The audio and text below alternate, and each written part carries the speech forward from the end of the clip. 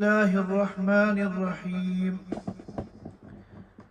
الحمد لله نحمده ونستعينه ونستغفره ونؤمن به ونتوكل عليه ونعوذ بالله من شرور أنفسنا ومن سيئات أعمالنا. من يهده الله فلا مضل له ومن يضلله فلا هادي له، ونشهد أن لا إله إلا الله وحده لا شريك له، ونشهد أن سيدنا ونبينا ومولانا محمدا عبده ورسوله صلى الله تعالى عليه وعلى آله وأصحابه وبارك وسلم تسليما كثيرا كثيرا. أما بعد، فأعوذ بالله من الشيطان الرجيم.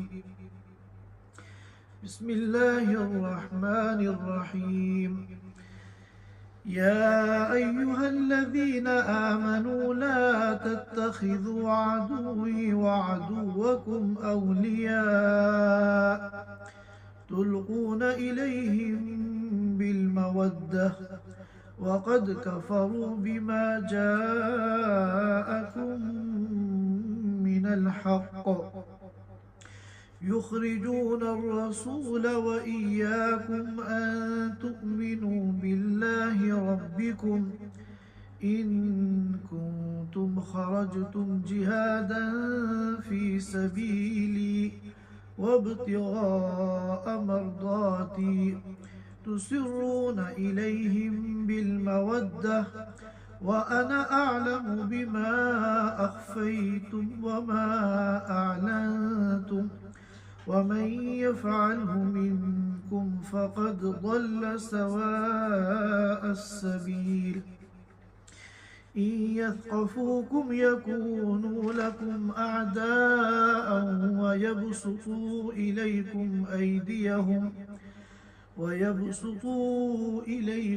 أيديهم وألسنتهم بالسوء وودوا لو تكفرون. لا تنفعكم أرحامكم ولا أولادكم يوم القيامة يفصل بينكم والله بما تعملون بصير. صدق اللہ العظیم.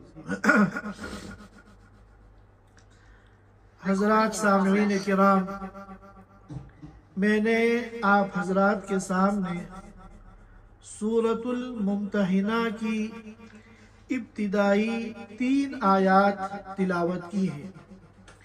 یہ سورت مدنیہ ہے، 2 رکوع پر مشتمل ہے اور کل 13 اس میں آیتیں ہیں.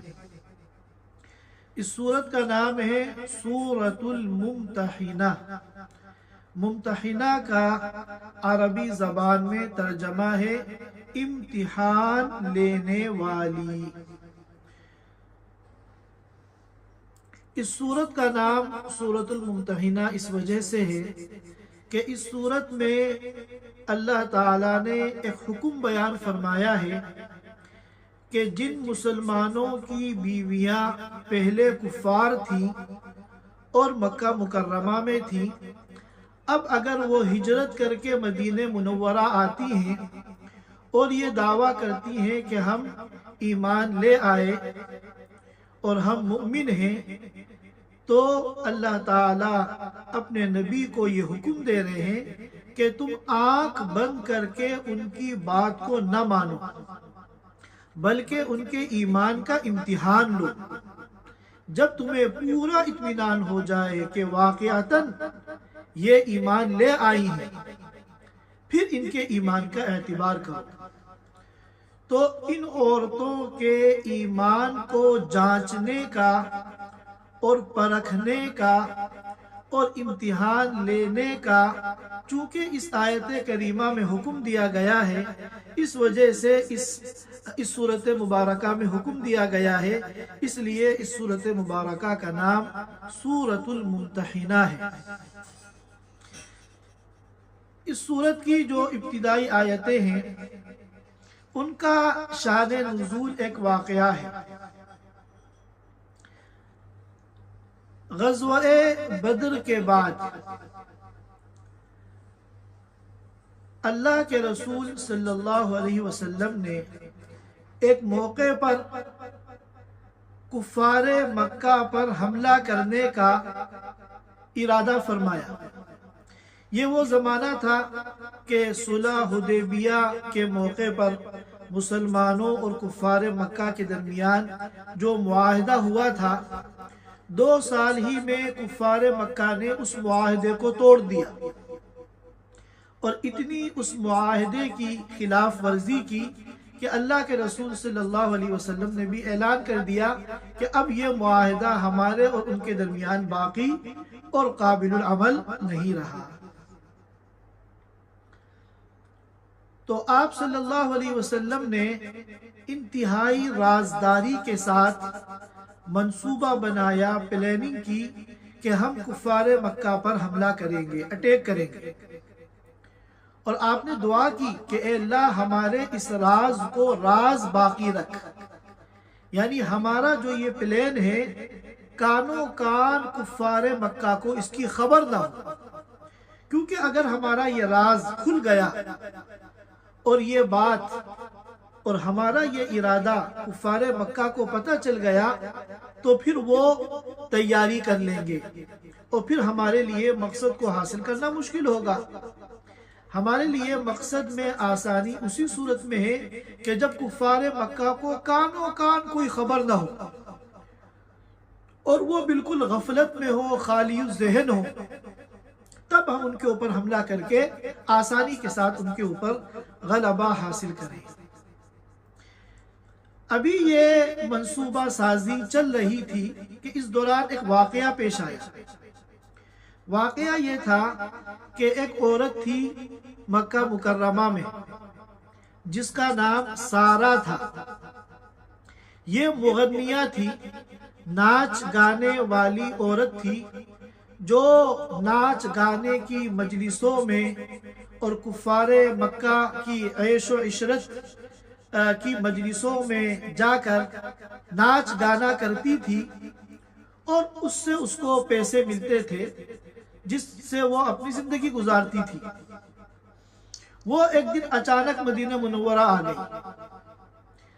اللہ کے رسول صلی اللہ علیہ وسلم نے پوچھا کہ تم ہجرت کر کے آئی ہو؟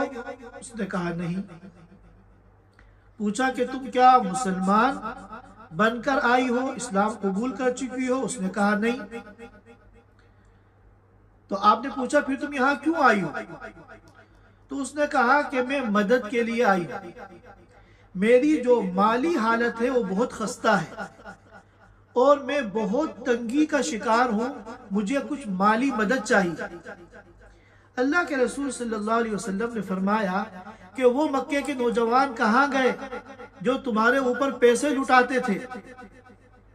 تو اس پر اس نے کہا کہ غزوہ بدر کے بعد جہاں کفار مکہ کے بڑے بڑے سردار قتل ہو گئے اور ہر قبیلے کی اہم شخصیات جو ہے وہ قتل ہو گئی، اب وہاں پر ساری ان کی جو طرب کی اور مستی کی مجلسیں تھیں وہ سب ویران ہو گئی۔ اب کوئی ناچ گانے کی مجلسیں منعقد نہیں کرتا کیونکہ ان کے اوپر غموں کا ایسا پہاڑ ٹوٹا ہے کہ خوشی اور مسرت کی ساری مجلسیں کافور ہو گئی ہیں۔ لہٰذا اب جب مجھے کام ملنا بند ہو گیا تو میری مالی حالت بہت زیادہ خستہ ہو گئی، میں آپ سے مالی تعاون کے لیے آئی۔ اللہ کے رسول صلی اللہ علیہ وسلم نے بنو عبد المطلب کو حکم دیا کہ اس کی مدد کرو، چنانچہ ان لوگوں نے بہت سا کیش اور بہت سے کپڑے اور ضروریات کا سامان اس کو دے کر رخصت کر دیا۔ اب جب یہ یہاں سے جانے لگی واپس مکہ مکرمہ تو ایک صحابی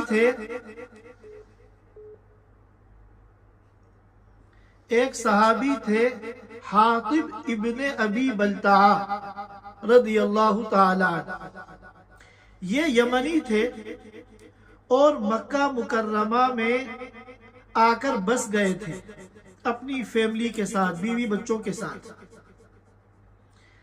اب جب مسلمانوں نے ہجرت کی تو حاطب ابن ابی بلتع رضی اللہ تعالیٰ عنہ ہجرت کر کے مدینہ منورہ آ گئے، لیکن ان کی فیملی جو تھی وہ مکہ مکرمہ میں تھی، ان کے بیوی اور بچے۔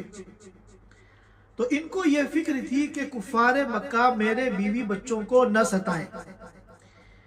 دیگر جو مہاجرین تھے جو ہجرت کر کے مدینہ منورہ آئے تھے، ان کے تو قبیلے وہاں موجود تھے مکہ مکرمہ میں۔ اگر ان کے بیوی بچوں کو کوئی ستائے گا، ظلم کرے گا، تو وہاں پورا قبیلہ موجود ہے جو ان کے دفاع کے لیے کھڑا ہو جائے گا۔ لہذا ان کے بیوی بچوں کو تو نقصان پہنچانا کسی کے لیے آسان نہیں ہے، لیکن ان کا تو قبیلہ وہاں نہیں ہے، یہ تو یمن سے آئے تھے۔ تو ان کو فکر تھی کہ میرے جو بیوی بچے ہیں وہ کفار مکہ کے ظلم و ستم کا نشانہ بنیں گے، اور ان کو کوئی بچانے والا بھی نہیں ہوگا، کیونکہ ان کا کوئی اور رشتہ دار اور قبیلے والا وہاں موجود نہیں ہے۔ تو انہوں نے یہ سوچا کہ اگر میں کفار مکہ پر ایک احسان کر دوں تو اس احسان کے بدلے میں وہ میرے بیوی بچوں کو ستائیں گے نہیں، ان کو پریشان نہیں کریں گے۔ تو یہ جو رازداری کے ساتھ اللہ کے رسول صلی اللہ علیہ وسلم نے منصوبہ بنایا تھا کفار مکہ پر حملے کا، انہوں نے ایک خط میں اس کی اطلاع لکھ دی کفار مکہ کو کہ یہاں پر آپ کے اوپر حملہ کرنے کا منصوبہ بن رہا ہے۔ اور یہ خط جو ہے انہوں نے سارا، یہ جو عورت آئی تھی جو مکے واپس جا رہی تھی، اس کو دے دیا کفار مکہ کو دینے کے لیے۔ اور مقصد ان کا یہ تھا کہ جب کفار مکہ کو میرے خط کے ذریعے ایک اہم بات پتہ چلے گی تو وہ اس کے عوض میں میرے بیوی بچوں کے اوپر ظلم نہیں کریں گے۔ چنانچہ اس نے اس خط کو اپنے لباس میں رکھا اور اونٹ پر سوار ہو کر، جس سے وہ آئی تھی، مکے کے لیے روانہ ہو گئی۔ اب جیسے ہی وہ مدینہ منورہ سے مکہ مکرمہ کے لیے روانہ ہوئی، اللہ تعالیٰ نے وحی کے ذریعے اللہ کے رسول صلی اللہ علیہ وسلم کو بتا دیا کہ وہ عورت جو ہے ایک خط لے کر جا رہی ہے مکہ مکرمہ، جس میں تمہارے اس راز کا انکشاف ہے۔ تم تو بہت چھپا رہے ہو، لیکن یہ خبر اس خط کے ذریعے مکے جا رہی ہے۔ اور وحی میں یہ بھی بتایا گیا کہ وہ اس وقت روضۃ الخاخ کے مقام تک پہنچ چکی ہے۔ آپ صلی اللہ علیہ وسلم، جیسا کہ صحیحین میں بخاری اور مسلم کے اندر روایت ہے، کتاب المغازی کے اندر، آپ صلی اللہ علیہ وسلم نے فوراً ایکشن لیا اور 3 صحابہ کرام کو، حضرت علی رضی اللہ تعالی عنہ، حضرت ابو مرثد رضی اللہ تعالی عنہ اور حضرت زبیر بن عوام رضی اللہ تعالی عنہ، ان تینوں کو حکم دیا کہ فوراً تم لوگ مکے کے راستے پر روانہ ہو جاؤ، اور روضۃ الخاخ کے مقام پر ابھی وہ عورت موجود ہے، وہاں اس کو پکڑو اور اس کے پاس جو لیٹر ہے، خط ہے جس میں ہماری مخبری ہے، وہ خط اس سے چھین کر لے کر آؤ۔ کہیں ایسا نہ ہو یہ خط مکے پہنچ جائے اور ان لوگوں کو پتہ چل جائے اور ہمارا سارا پلان جو ہے خراب ہو جائے۔ چنانچہ یہ تینوں وہاں سے تیزی کے ساتھ روانہ ہوئے اور ٹھیک روضۃ الخاخ کے مقام پر، جیسا کہ وحی میں اللہ کے رسول صلی اللہ علیہ وسلم کو بتایا گیا تھا، اس عورت کو انہوں نے پکڑ لیا۔ اس نے صاف انکار کیا کہ میرے پاس کچھ نہیں، لیکن جب انہوں نے بہت زیادہ سختی کی اور دھمکی دی تو پھر اس نے اپنے لباس کے اندر سے وہ خط نکال کے ان کو دیا۔ یہ وہ خط لے کر واپس مدینہ منورہ آئے۔ اب جب یہاں اس خط کو کھول کے دیکھا گیا تو اس میں نام تھا حاطب ابن ابی بلتع رضی اللہ تعالیٰ عنہ کا۔ اتنی بڑی بظاہر غداری دیکھ کر مسلمانوں کا خون کھول گیا، اور حضرت عمر رضی اللہ تعالیٰ عنہ نے عرض کیا ہے اللہ کے رسول، جس نے خیانت کی ہے اللہ کے رسول اور اس کے صحابہ کے ساتھ، آپ مجھے حکم دیے میں اس کی گردن اڑا دیتا ہوں۔ آپ صلی اللہ علیہ وسلم نے حاطب ابن ابی بلتع رضی اللہ تعالیٰ عنہ کو بلایا اور پوچھا کہ تم نے یہ خط اہل مکہ کو کیوں لکھا؟ جس راز کو ہم اتنا چھپا رہے تھے تم نے یہ جرأت کیسے کی؟ تو حاتب ابن ابی بلتع رضی اللہ تعالیٰ عنہ نے عرض کیا، اے اللہ کے رسول، میرا ایمان جو ہے جیسا تھا ویسا ہی ہے، میرے ایمان میں ذرہ برابر کوئی فرق نہیں ہے۔ میں نے جو یہ بات لکھی تھی وہ اس لیے لکھی تھی کہ میرے بیوی بچے مکہ مکرمہ میں ہیں کفار کے رحم و کرم پر، اور اگر وہ ان پہ ظلم کریں گے تو ان کو وہاں بچانے والا بھی کوئی نہیں ہے، کیونکہ ہم تو یمن کے رہنے والے ہیں، ہمارا کوئی خاندان قبیلہ مکے میں نہیں ہے۔ تو میں نے یہ سوچا تھا کہ اگر میں ان کا کچھ تعاون کر دوں گا تو اس کے بدلے میں وہ میرے بیوی بچوں کو ہراساں اور پریشان نہیں کریں گے، اور مجھے پورا یقین تھا کہ میں اس مخبری سے اللہ کے رسول کو اور صحابہ کو رتی برابر کوئی نقصان نہیں ہوگا، کیونکہ فتح اور شکست جو ہے وہ اللہ کے ہاتھ میں ہے، اللہ تعالیٰ اپنے نبی کو ضرور فتح دیں گے۔ مجھے اس میں ذرہ برابر بھی کوئی شک نہیں تھا کہ میرے اس خط کی وجہ سے مسلمانوں کا کوئی نقصان ہوگا۔ ہاں البتہ مجھے یہ تھا کہ میرے بیوی بچے جو ہے وہ سیف ہو جائیں گے اور ان کو جو ہے کسی قسم کا جو ہے ان کے اوپر ظلم اور تشدد نہیں کیا جائے گا۔ آپ صلی اللہ علیہ وسلم نے ان کی بات کو مان لیا، لیکن حضرت عمر رضی اللہ تعالیٰ عنہ کو اطمینان نہیں ہوا۔ انہوں نے پھر آگے بڑھ کر اجازت مانگی، اللہ کے رسول مجھے حکم دیں کہ میں اس غدار اور اس خیانت کرنے والے کی گردن اڑا دوں۔ تو آپ صلی اللہ علیہ وسلم نے فرمایا، اے عمر، یہ حاطب ابن ابی بلتع بدری ہیں، غزوہ بدر میں انہوں نے شرکت کی ہے، اور تمام شرکائے بدر کے لیے اللہ کا وعدہ ہے مغفرت کا اور جنت کا، وَكُلًّا وَعَدَ اللَّهُ الْحُسْنَى۔ یہ جیسے ہی سنا تو حضرت عمر رضی اللہ تعالیٰ عنہ ایک دم ٹھنڈے پڑ گئے اور ان کو اپنی غلطی کا احساس ہوا اور ان کی آنکھوں میں جو ہے آنسو آ گئے۔ یہ واقعہ ہے جو اس صورت مبارکہ کا شان نزول ہے۔ اللہ تعالیٰ اس صورت مبارکہ میں ایمان والوں کو سمجھا رہے ہیں کہ کفار کے ساتھ کوئی دوستی مت کرو، یہ دوستی کے قابل نہیں ہے۔ تم جو یہ سمجھتے ہو کہ تم ان سے دوستی کر کے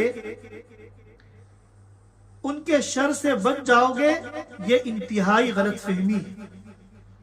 وہ تمہارے دشمن تھے، دشمن ہیں اور ہمیشہ دشمن رہیں گے، الا یہ کہ تم کفر کو اختیار کر لو، یہی واحد صورت ہے کہ جب وہ تمہارے دوست بن سکتے ہیں۔ لہذا تمہارا یہ سمجھنا کہ تم ان کی کچھ مدد کر دو گے تو وہ تمہارے کیا معاون بن جائیں گے، چاہے تم ان کے ساتھ کتنا اچھا سلوک کر لو اور کتنی تم ان کے ساتھ دوستی کر لو اور کتنے تعلقات تم اچھے بنا لو، لیکن جب بھی ان کو موقع ملے گا وہ ڈنک ماریں گے اور تمہارے ساتھ جو ہے اپنی دشمنی نکالیں گے۔ تو اب اس تمہید کے بعد ان آیات مبارکہ کا ہم ترجمہ سن لیتے ہیں، تو انشاءاللہ آیات کا جو مضمون ہے اور مفہوم ہے وہ اچھی طرح انشاءاللہ ہم سب کو سمجھ میں آ جائے گا۔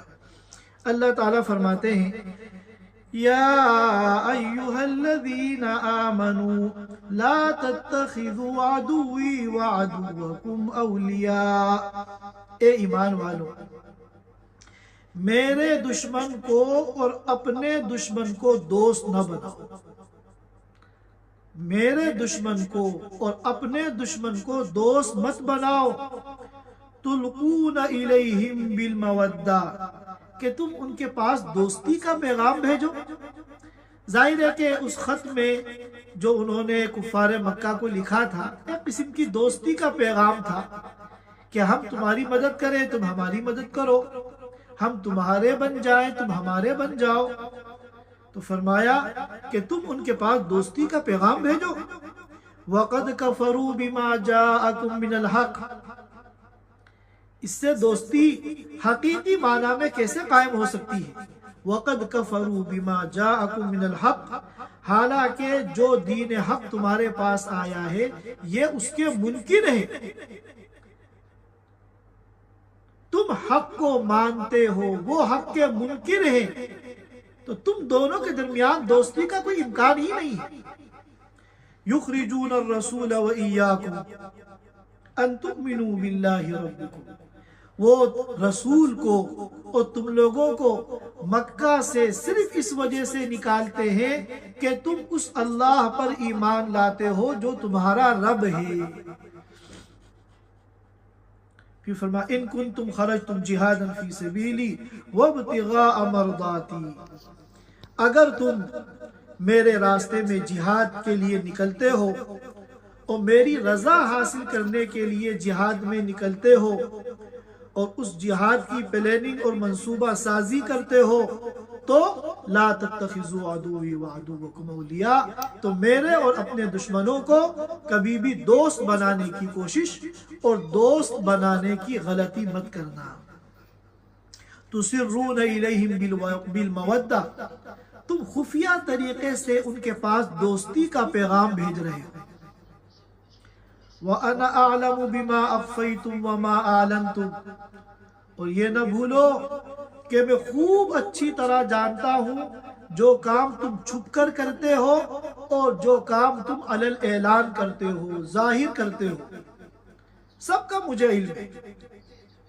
وَمَن يَفْعَلْهُ مِنْكُمْ، اور جو تم میں سے یہ کام کرے گا، خفیہ طریقے سے دوستی کا پیغام کفار کو پہنچائے گا اور سمجھے گا کہ اس طرح وہ میرے دوست بن جائیں گے اور میرے بچوں کو، میری فیملی کو نقصان نہیں پہنچائیں گے، جو بھی ایسا کرے گا فقد ضل سواء السبیل، تو یقیناً وہ سیدھے راستے سے بھٹک گیا۔ پھر فرمایا ان یثقفوکم یکونوا لکم اعداء، کتنی تم دوستی کر لو، اگر تم ایمان پر ہو کبھی بھی وہ تمہارے دوست نہیں بن سکتے۔ ان یثقفوکم یکونوا لکم اعداء، اگر تم ان کے ہاتھ لگ جاؤ گے تو وہ سارے رابطے اور دوستی کے پیغامات کو بھول جائیں گے۔ یکونوا لکم اعداء، وہ تمہارے دشمن بن جائیں گے۔ وَيَبْسُطُوا إِلَيْكُمْ أَيْدِيَهُمْ وَأَلْسِنَتَهُمْ بِالسُّوءِ، اور تمہارے خلاف دست درازی کریں گے، زبان درازی کریں گے، یعنی اپنے ہاتھ سے، اپنی زبان سے تمہیں تکلیف اور نقصان پہنچانے میں کوئی کسر نہیں چھوڑیں گے۔ وَوَدُّوا لَوْ تَكْفُرُونَ، اور وہ تو یہی چاہتے ہیں کہ تم کفر اختیار کر لو۔ جب تک تمہارے دل میں ایمان ہے کوئی طریقہ ایسا نہیں ہے جو ان کو تمہارا حقیقی دوست بنا دے۔ جیسا کہ ایک موقع پہ قرآن نے کہا تھا وَلَن تَرْضَىٰ عَنْكَ الْيَهُودُ وَلَا النَّصَارَىٰ حَتَّىٰ تَتَّبِعَ مِلَّتَهُمْ، ہرگز یہود و نصارہ تم سے راضی نہیں ہوں گے یہاں تک کہ تم ان کے مذہب کو اختیار کر لو۔ جب تک تم یہودی نہیں بن جاؤ گے، نصرانی نہیں بن جاؤ گے، جب تک ان کا دل تمہاری طرف سے کبھی صاف نہیں ہو سکتا۔